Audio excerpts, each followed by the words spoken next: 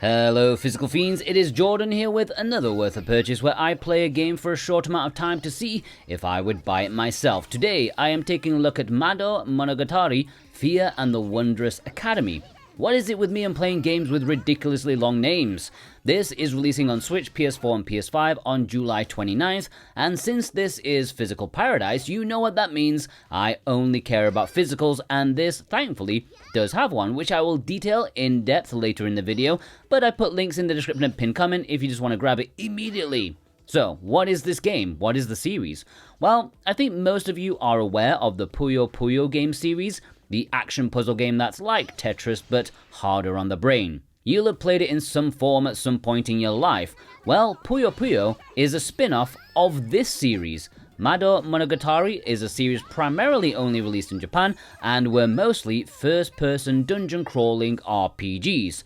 However, that is not the case for this one. I was super surprised when the battle system started and it's an action RPG. I just immediately assumed this was also a first-person dungeon crawler, but no, it's not.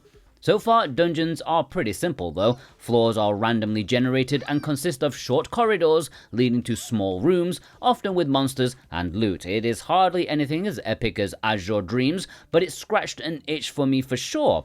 There are lots of quality of life things going on with your item storage, your VT, which is kind of like your hunger meter, things you'd find in mystery dungeon style games, but very accessible here. There's never been a point where I've been gagging for food or had to make an excruciating decision about which item to pick up and which one to drop.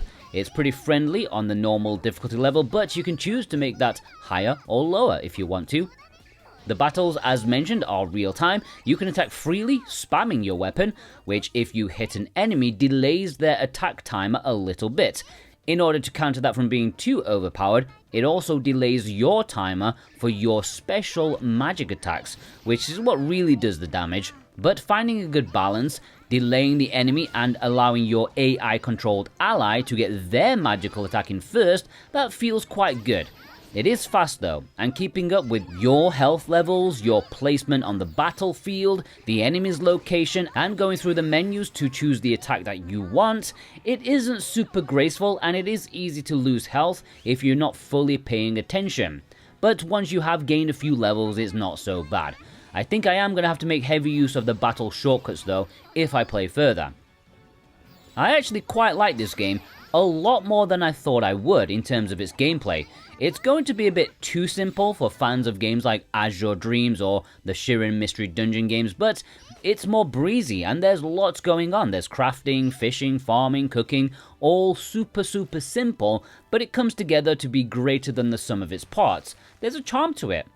My biggest criticism towards the gameplay is that it takes far too long to start fighting enemies that aren't Puyos. Enemy variety has been lacking. I've been playing for a few hours now and the game drastically needs more enemy types. I hope it picks up in that department. Now this is a series very much known for its light-hearted storytelling, with a large focus on comical stories and interactions. And by that I mean, literally every character in this game is a moron. Even the intelligent and respected ones learned at the school of Mr. Bean. Normally, that is not my bag. I'm quite picky when it comes to comedy, especially in video games. The more they try, the worse it is. And, you know, the classic Compile Heart Idea Factory tag team, they tend to come across as extremely low effort. Like the forced comedy is an attempt to mask the lack of writing talent or ideas. And, you know, comedy can often be lost in translation too, if the translators even care. However, this is so over the top, with every scene so far being filled with attempted gags, slapstick, misunderstandings.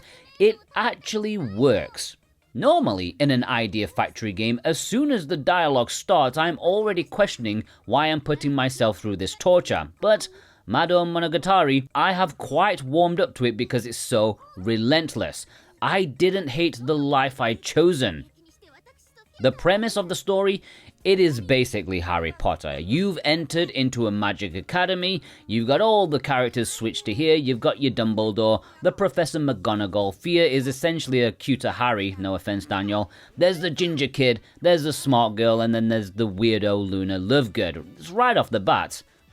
and you team up to enter dungeons and improve your ranking in the academy. You have a small hub area, and you can see it is quite cheap 3D, but I warmed up to it nicely since cutscenes are actually cutscenes for the most part. You see characters walking around, standing in the environment, 3D models reacting, animated, not just the cheap option of character sprites popping in and out. That does happen occasionally, but I was impressed with the restraint.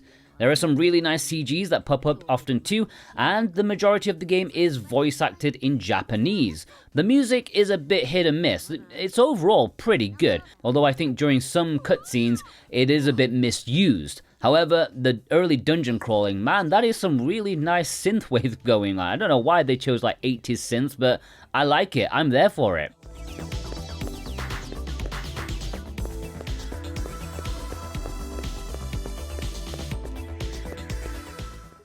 Before I detail the physical release of this game, if you are new here and you like video games, especially of the physical variety, then do yourself a favor, hit that subscribe button. It will be the best thing you do today.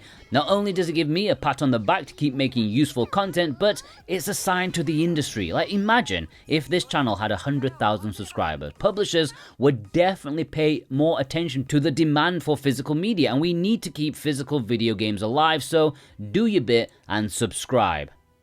Now, the physical release for this is kind of simple. In both North America and Europe, there is a standard physical release at retail on Nintendo Switch, PlayStation 4, and PlayStation 5, which you can purchase via the links down below in the description and pinned comment. Support me in the best way possible, thank you so much. But exclusive to Idea Factory's web store in both regions, they have a limited edition for each console version, which includes a collector's box, a soundtrack CD, hardcover art book, and a curry spoon, which makes sense in the game.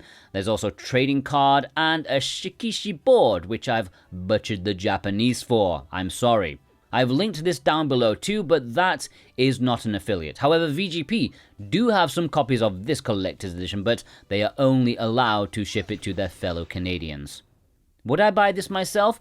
Well, if it was cheaper, for sure. I mean, like $50, 40 quid. That is a bit much. I think it needed to be $40, 35 quid. That would have been an easier purchase, but it's niche. It's got Idea Factory's name on it, which means they can somehow, against all logic, claim some sort of special price bracket for their games. But it's honestly probably the best Idea Factory published game I've ever played, at least so far. It's got a low budget, but it feels like they actually tried and put some effort into the production. So I think it should be rewarded. Plus, I would love some sort of retro collection of the old Mado Monogatari games officially translated to English, please. Come on, that won't be so hard, okay? How about you? Will you be buying this? Let me know in the comments below, and if you do want to purchase the standard edition, the physical, then please do so with the links provided in the description and pinned comments. I would greatly appreciate that, it helps me so much. And of course, subscribe and watch other useful physical game content that's on your screen right now. And most importantly of all, have a fantastic day. Take care. 俺たちが力を合わせれば無敵だな。